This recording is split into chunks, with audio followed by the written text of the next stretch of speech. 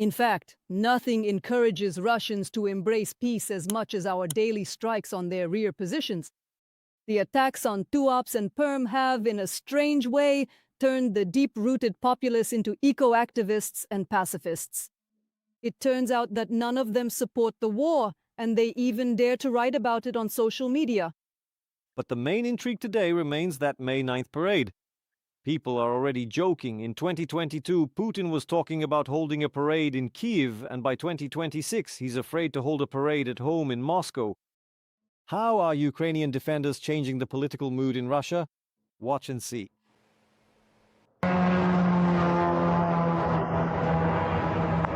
Finally, Russians are starting to feel for themselves what their country has been doing in Ukraine for 5 years now. How many apartments were damaged? And not somewhere in the border regions like Belgorod or Kursk, but in Moscow, just 6 kilometers from the Kremlin. Our drones bypassed the Russian air defense system.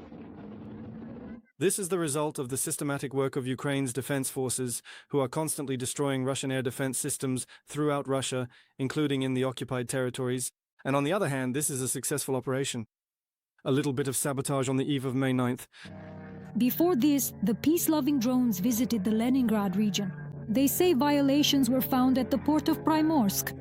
The major maritime ports of St. Petersburg and the Leningrad region, which serve as Russia's primary strategic window to the European part, can no longer be considered safe in the current climate. And before that, there were Perm and Tuapse. In both cities, apocalyptic scenes. Oil is burning. The very oil with which the Russian Federation pays for the war in Ukraine. The Russians did not expect Ukrainian long-range birds on their own territory, especially for the 4th time. The morning is not very good. We're on fire again. We had just put out the fire, and again there was an arrival at night. For Russians, drone attacks are a real problem, a global problem. And even if you rely, say, on Russian sociological surveys like those from the Levada Center in their top events over the past few months, say 3 months, drone attacks have always been among the top 3 events. Russian citizens are going through all the stages on the path to acceptance. Denial. I honestly can't help but have this strange feeling that absolutely everything occurring at this very moment really shouldn't be taking place at all. It's as if I've ended up in a different reality. After denial comes anger. So this is what our May Day looks like now in the hero city of Tuapse. Happy holiday, dear comrades. And then everything goes just like in a psychology textbook.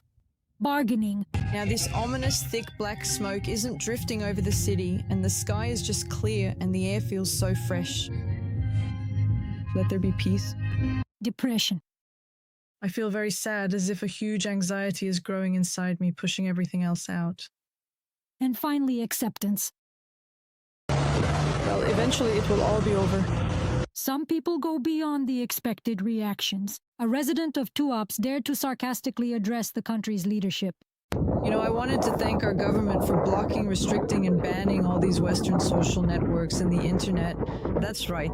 So that everything is safe for us. I feel safe. Not all Russians understand why such misfortune has befallen them, but suspicions have arisen. What are we fighting for? Comrades, can you please tell me, what are you giving your lives for? Doesn't it seem to you that our main enemy isn't in Ukraine, but right here in Russia, in the offices? Finally, after 5 years, Russians have started asking logical questions. There's an interesting pattern. The more Ukrainian deep strikes, the louder the calls for peace in Russia. I just want one thing, for both sides to shake hands with each other. I just want peaceful skies above my head, just like most people, because everyone is already in favor of it. Oil tanks engulfed in flames and tons of fuel oil in the sea are a convincing argument, as is the realization that Russia's air defense can't cope with Ukrainian drones. There aren't enough resources. Most of them, such as the S-300 system, are practically helpless against small drones flying at low altitudes. The air defense system has become much weaker. Right now, this is a big problem for the Russians, and it's something that even their own military bloggers talk about very often, saying, as they put it, give the turtles missiles. In other words, give them Pantsir air defense systems and interceptor missiles. But is a large-scale uprising by Russians possible? For now, it's unlikely. Although a wave of discontent is growing due to the government's helplessness and lies, internet shutdowns and repression. I'm not counting on a Russian revolt, an uprising, or a popular rebellion, but a critical point will still ripen somewhere, and eventually something will break through. And ahead in Russia is the victory frenzy on May 9th, and this is already being felt in the regions. Even before this, there wasn't enough air defense, and now there's even less. Putin is very afraid. Air defense systems are being concentrated around Moscow, and they will try to protect the city as much as possible. The Russians have concentrated 200 air defense units. But in reality, this is a window of opportunity because the attention that will be focused on Moscow can actually be converted into certain operations, into strikes around Moscow or in other regions of Russia.